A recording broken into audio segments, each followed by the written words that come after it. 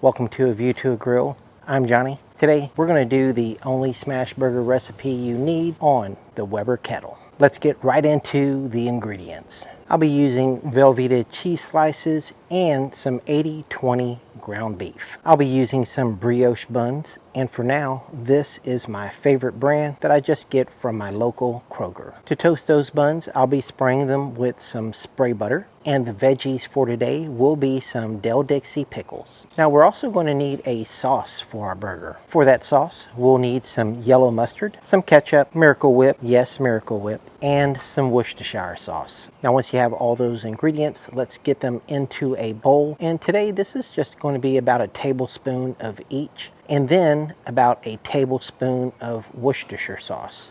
Once you have all of that in the bowl, go ahead and mix it quickly until you have a consistency like this. Those pretty little ribbons that form when you pour it back onto itself. Now that our sauce is ready, we'll get that into the refrigerator and start preparing our patties. I'll just get that 80/20 ground beef weighed on a scale, about 2.5 ounces each. Form them into little balls and then place them all on a sheet tray. Once I have them all done, I'll place them back into the refrigerator. And to season our patties, we're just going to be using my own SPG rub. I'll have the exact amounts in the description below. Now it's important to have all of that done before we start the fire. Now let's go over some of the equipment that we're going to be using for our cook. If you're interested in anything that I'm using for the cook, you'll find a link in the description below. The cooker that we're going to use is the Weber Kettle, and inside the Weber Kettle I have my Killa Grilla grill grates and the Slow and Sear.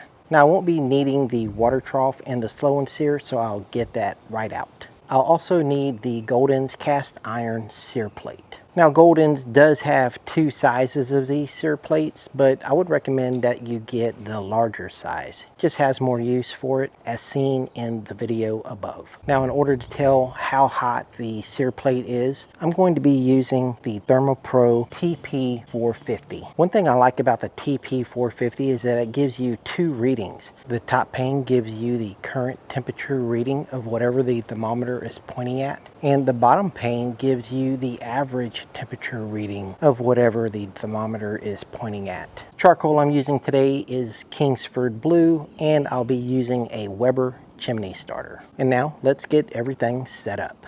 Now we're going to be using a full chimney starter, so we'll get that filled up all the way to the top and then light our fire starter. Today I'm using the Superior Trading Company brand of fire starter, and it's 100% natural and made right here in the USA. And now all we have to do is wait for our charcoal to ash over. Once our charcoal has ashed over, we'll get it right into the Slow and Sear, and then kind of spread your charcoal around a little bit just for even heat distribution. Once we have that spread out, we'll close the grill grate, and next we're going to put the Golden's cast iron sear plate right on top. Once we have everything put together, we'll close the lid and let everything preheat. While it's preheating, I'll close the vent to about the third oval from the left, and the top vent will have wide open. Now to know when our temperature is right, we'll use the ThermoPro TP450 and measure the temperature. We want the temperature to be around 500 degrees, give or take 15 degrees. Now that we're at the temperature we want, it is now burger time.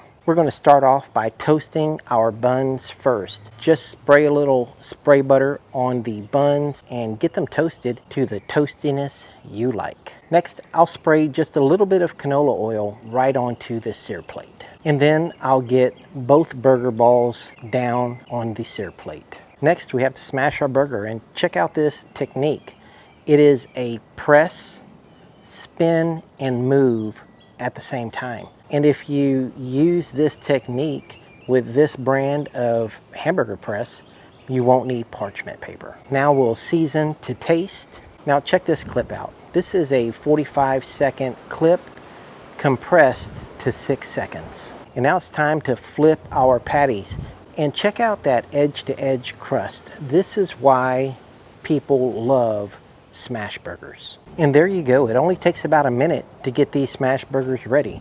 Now let's take a closer look at these patties so you can see exactly what I'm talking about. So we'll take this stack and cut it right in half, and look at all of the juices just coming out of the patty. This cross section looks incredibly juicy, and then if I lift up on one of those patties, check out that ooey gooey melted cheese that is stuck right in between them. Now I need to get 2 more patties done so we can build our burger. We're going to start off with the bottom bun and get some of that sauce that you made earlier and just kind of spread it evenly around. Now we'll start putting on our patties.